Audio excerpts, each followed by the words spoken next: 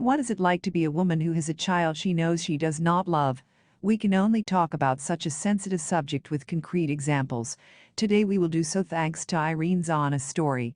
She became a mother under the radar. And though her son has long since grown up, she continues to pay for her mistake.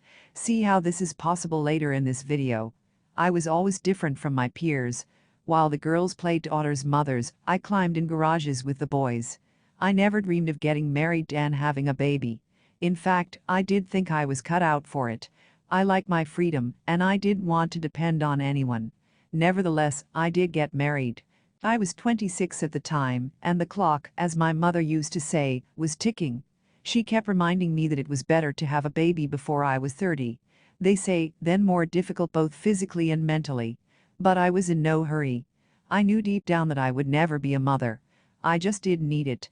It's true, my husband didn't like it. He often talked about wanting to be a father. He said he imagined himself in that role. I was also pressured by all my relatives. When I turned 30, at family reunions literally everyone wished I would finally get pregnant. Psychologically, I was just at rock bottom. I started to feel guilty about not wanting to be a mother. And at some point, I just gave up. But I wasn't rushing into anything. I knew in my heart that I was never going to be a mother. I just didn't need it. My husband didn't like that, though. He often talked about wanting to be a father. He said he imagined himself in that role. I was also pressured by all my relatives. When I turned 30, at family reunions literally everyone wished I would finally get pregnant.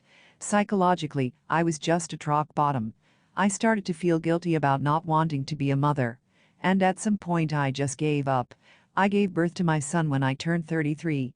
Despite warnings from family and friends, pregnancy and childbirth went very easily.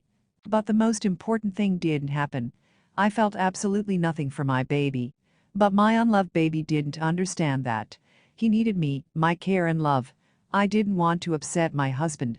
I tried my best to pretend that I was interested in our son.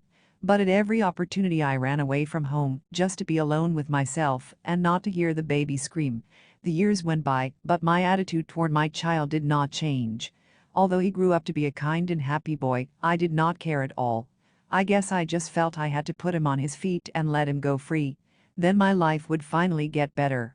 My unconventional attitude toward my son was causing my marriage to start to come apart at the seams.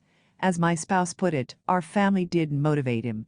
Since I wasn't trying to fix things, neither would he.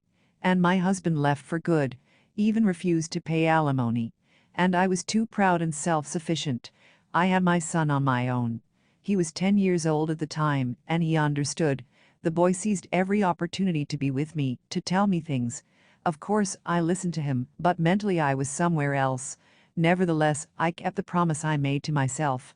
My son received a decent education and went to work in his profession. When my son told me that he wanted to get married, I did everything I could to give him the best wedding. I also gave him money for an apartment. All in all, there was nothing to complain about. Now he lives with his wife and daughter in the center of the capital. He has everything for a happy life. And I'm finally free. But my son doesn't give up trying to get in touch with me. He calls me almost every day, and it really pisses me off. I just want to live for myself, that no one bothers me. But my son is not satisfied with that. He wants his daughter to have a grandmother. But I am not the least bit interested in the girl. My daughter-in-law is perplexed. She says she's never seen anything like this in her life. Holy shit. Why do I have to justify my desires and actions to anyone? I've done everything I can to make sure my child is well off. Now let him do everything he can to make sure I live in peace. Stop calling me. That's what happens when a woman is pressured by society. It's sad that Irene had to go through an experience like that. She didn't want to be a mother, but she was forced to be one. It certainly doesn't have to be that way.